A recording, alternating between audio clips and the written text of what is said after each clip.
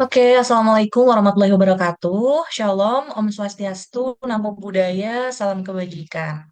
Halo semuanya, selamat datang kembali di podcast Learning Journal. Masih bersama kami dari kelompok 2 Grup A, CPNS Kementerian Pekerjaan Umum.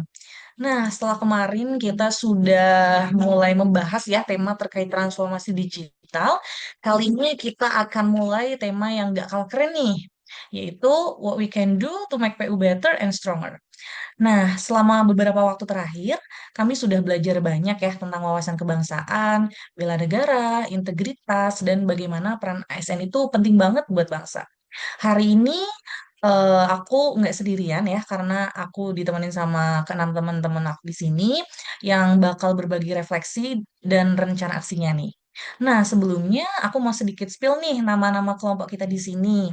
Nah, di sini ada Kak Harfiel, ada Kak Samuel, lalu ada Kak Hervindi, Kak Feby, serta Kak Suraya dan Kak Udza. Nah, nggak usah berlama-lama ya. Jadi kita mungkin mulai langsung sharing-sharing aja nih terkait tema kita yang menarik ini. Oke, langsung aja kita mulai. Pertama, mungkin saya mau ke Kak Feby dulu ya. Kita kan sering dengar nih istilah wawasan kebangsaan. Tapi sebenarnya apa sih kaitannya sama kita sebagai ASN yang bekerja di PU? Boleh Kak Feby silahkan eh, Oke, Kang. bisa. Iya, mungkin aku mau sharing-sharing dikit dulu ya tentang refleksi wawasan kebangsaan ini.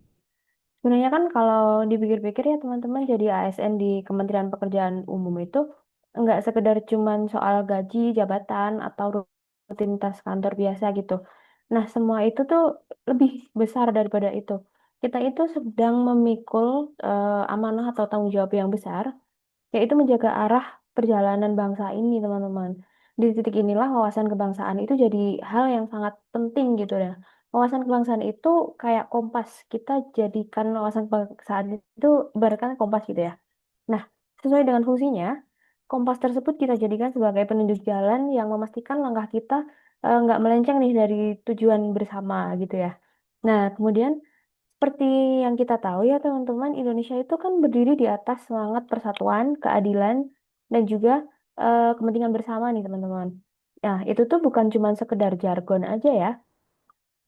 Dan kalau kita renungkan kembali, artinya itu setiap pekerjaan kita nih, sekecil apapun, itu tuh selalu punya gaung yang lebih besar gitu. Dampaknya itu akan selalu besar. Kita mungkin cuman di kantor nulis laporan, terus menyusun data, atau mungkin kalau teman-teman yang ke lapangan juga turun survei ke lapangan gitu ya. Nah, tapi hal-hal kecil itu tuh eh, membuat terhubunglah rantai panjang mengenai tentang pembangunan-pembangunan di Indonesia gitu. Nah, di Kementerian Pekerjaan Umum ini, aku melihat hal itu tuh jauh lebih nyata gitu loh. Pekerjaan kita itu nggak cuman sekedar membangun infrastruktur ya teman-teman, bukan cuma membangun jalan, jembatan ataupun bendungan gitu.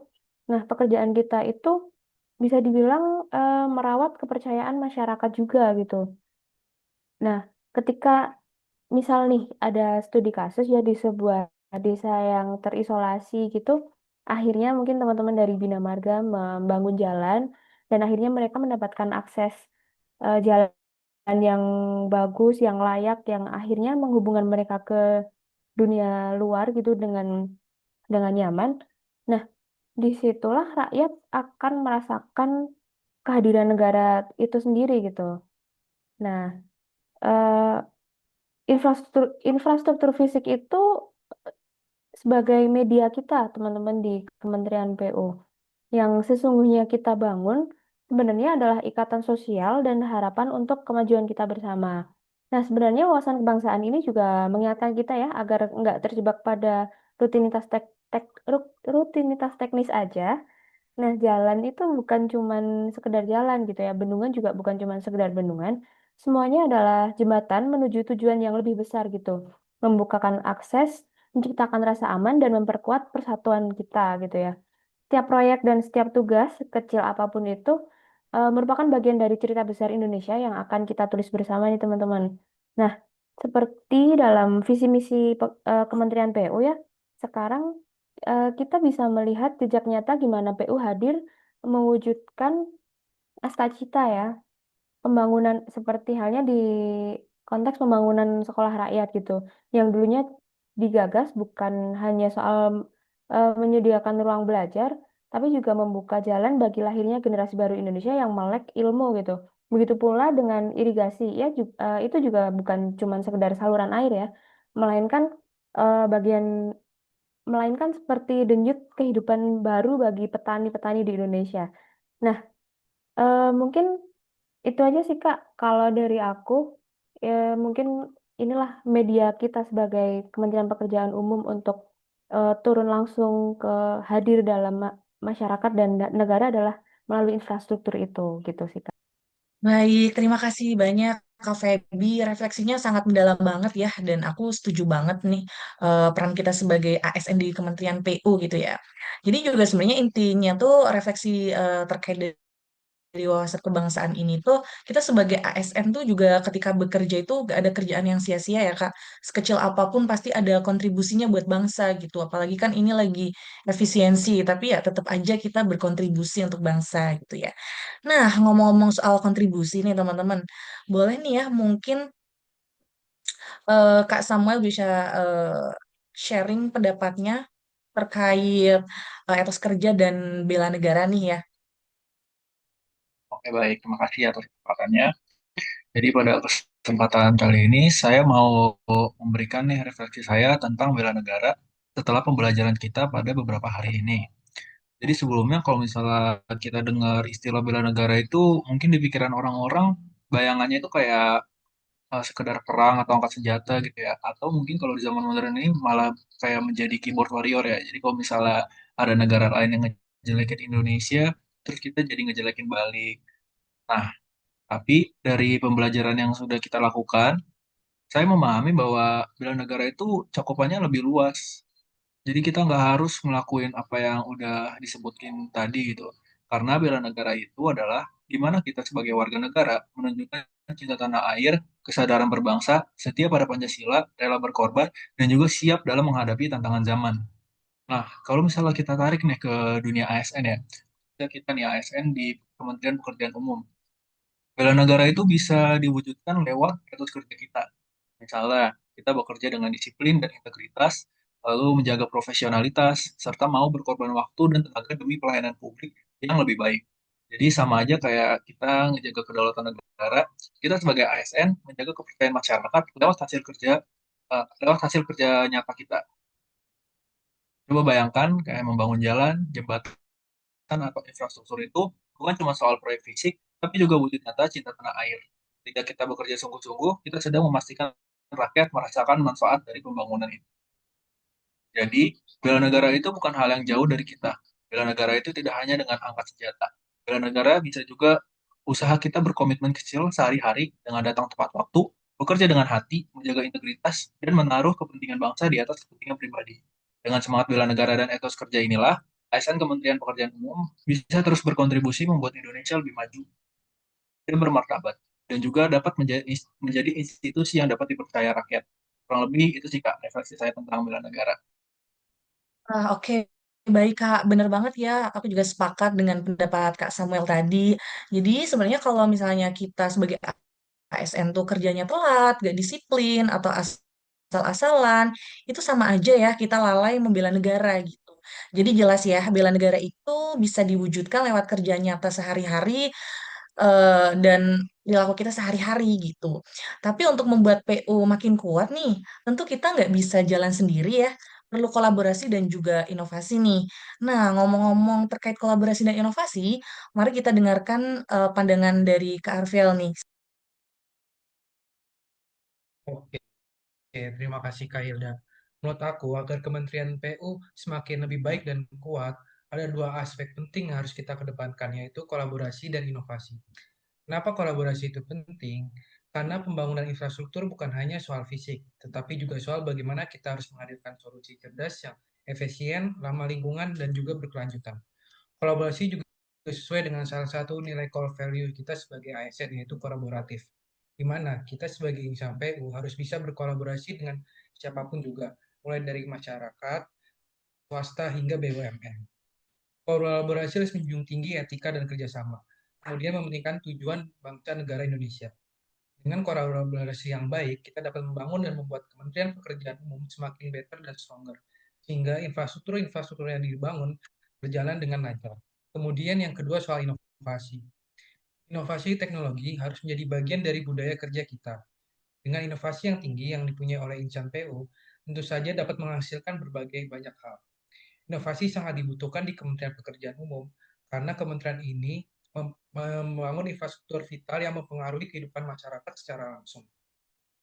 Inovasi dapat membantu dalam menjawab berbagai tantangan seperti infrastruktur modern, efisiensi anggaran dan waktu, hingga peningkatan kualitas publik.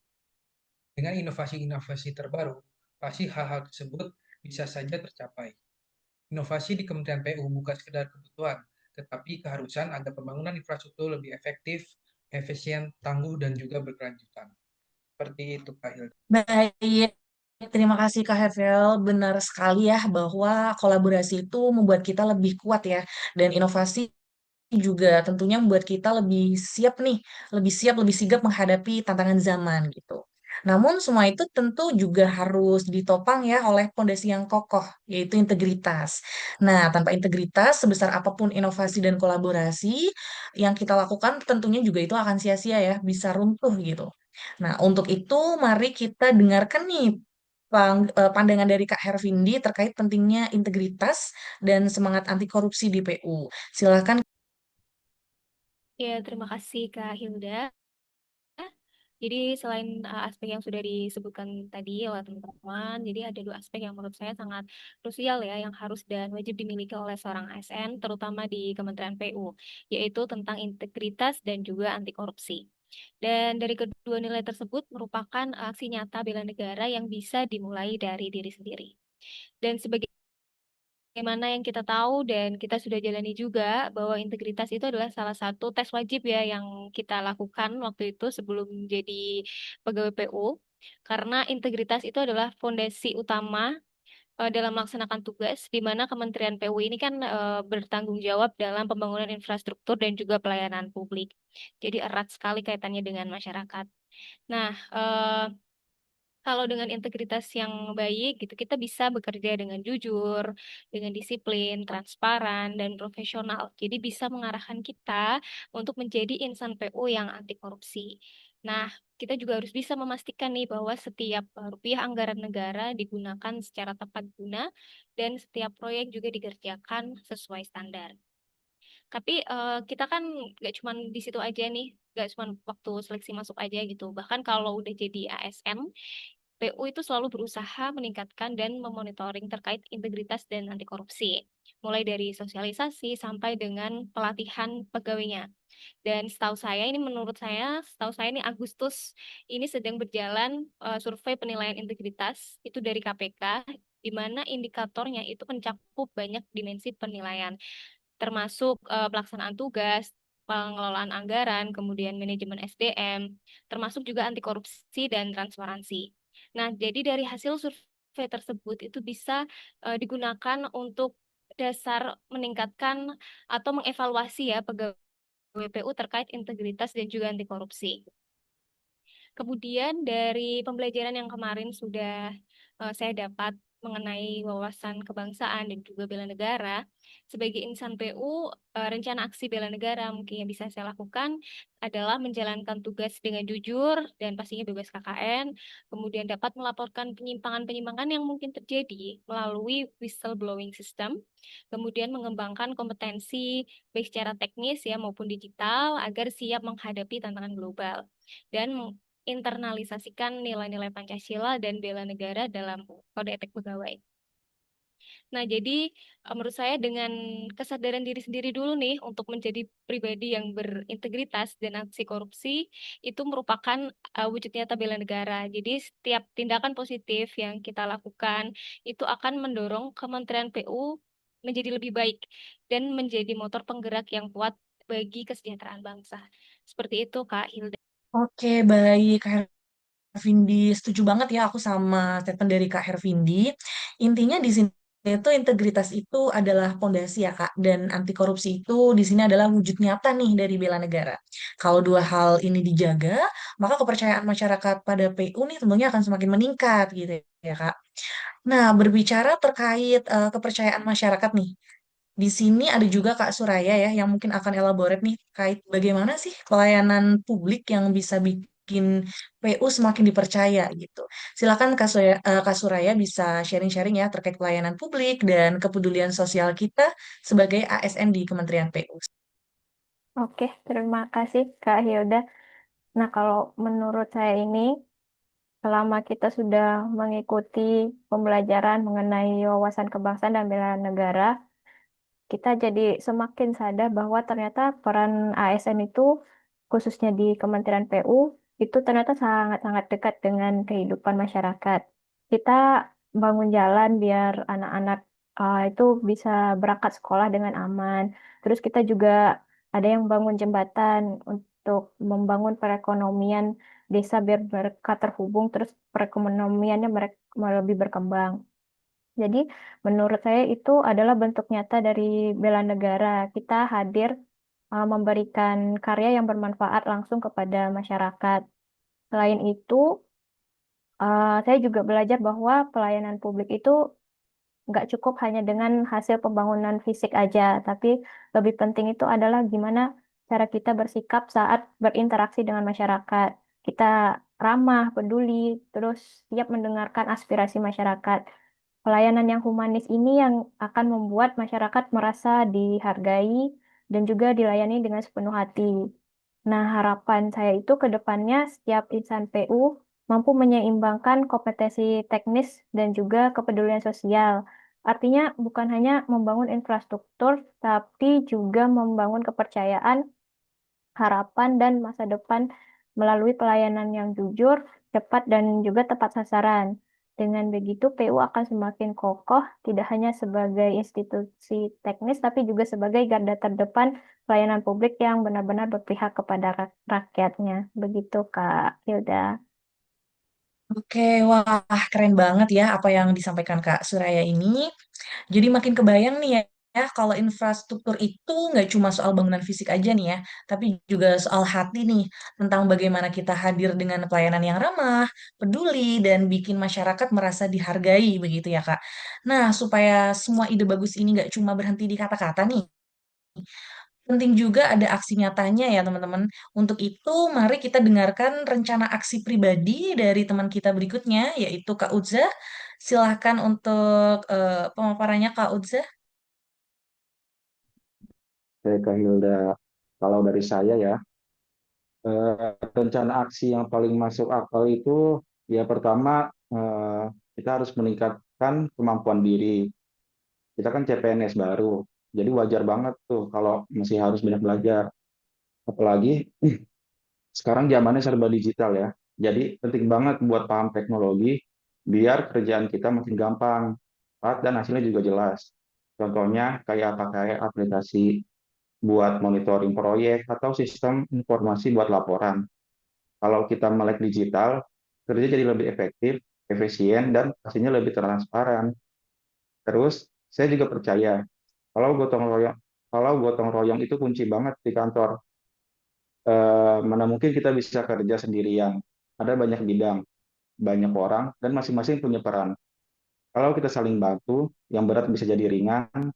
Misalnya, bantuin teman yang lagi kesusahan, atau sekedar bikin suasana kerja lebih enak. Kalau kebiasaan ini tumbuh, PU bisa jadi kantor yang gak cuma kuat secara organisasi, tapi juga enak banget buat tempat kerja. Satu hal lagi yang menurut saya penting adalah terbuka sama masukan. Jujur aja, nama juga CPNS, pasti masih banyak kekurangnya. Jadi kalau ada senior atau bahkan teman sendiri yang ngasih kritik, saya anggap itu sebagai bentuk perhatian, bukan buat ngejatohin, tapi biar kita bisa lebih baik lagi. Jadi, daripada baper atau defensif, mending kita jadikan itu sebagai bahan evaluasi. Saya pribadi ingin biasain diri buat lebih santai dan nerima kritik. Bahkan berterima kasih karena ada orang yang peduli. Terakhir, semua nilai yang kita dapat dari Latsar ini menurut saya nggak boleh cuma jadi teori doang. Harus benar-benar kita jalani sehari-hari. Mulai dari hal yang kecil, kayak disiplin datang tepat waktu, kerja sesuai aturan, jaga integritas, sampai hal besar kayak berinovasi dan cari cara kerja yang lebih efektif.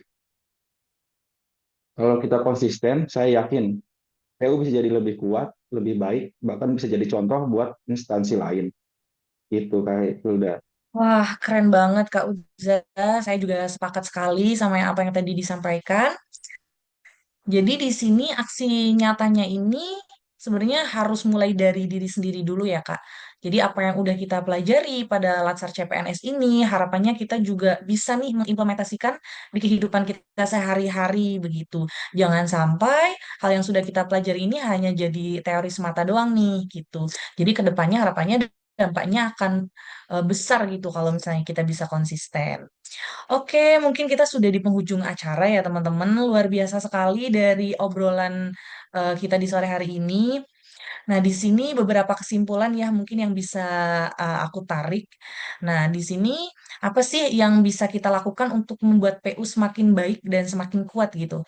Jadi intinya kita bisa melihat nih bahwa membangun PU yang lebih baik itu, untuk membangun PU yang lebih kuat itu bukan hanya soal infrastruktur fisik gitu, tapi juga soal cara kita bekerja melayani dan bagaimana pengabdian kita kepada masyarakat gitu. Yang dapat kita pelajari di sini juga terkait wawasan kebangsaan, tentunya harapannya akan memberikan arah gitu. Bela negara di sini juga diwujudkan lewat kedisiplinan, profesionalitas, kolaborasi dan inovasi juga membuat kita semakin relevan ya dengan tantangan zaman. Integritas akan semakin menjaga kepercayaan publik terhadap kita dan pelayanan publik yang humanis menghadirkan PU yang benar-benar berpihak pada rakyat gitu. Nah, yang terakhir ditambah lagi nih dengan aksi nyata sebagai ASN ya, sebagai ASN muda, mulai dari meningkatkan kompetensi diri, memanfaatkan teknologi dengan bijak, hingga menjaga semangat gotong royong, semua itu juga membuat PU semakin kokoh dan semakin menjadi garda terdepan gitu untuk pembangunan bangsa. Nah, mungkin itu aja ya. Semoga semangat ini bisa kita terus bawa ya ke depannya dalam kehidupan sehari-hari dan pekerjaan kita sehari-hari gitu. Terima kasih teman-teman semuanya di sini yang sudah berpartisipasi dengan baik. Terima kasih untuk sharing-sharingnya, sangat insightful banget. Terima kasih juga mungkin untuk teman-teman di luar ya yang mungkin menyimak podcast Learning Journal kami ini. Mungkin itu aja dari kami ya. Sampai jumpa kembali di podcast kita berikutnya. Assalamualaikum warahmatullahi wabarakatuh. Selamat sore teman-teman semuanya. Selamat beraktivitas kembali.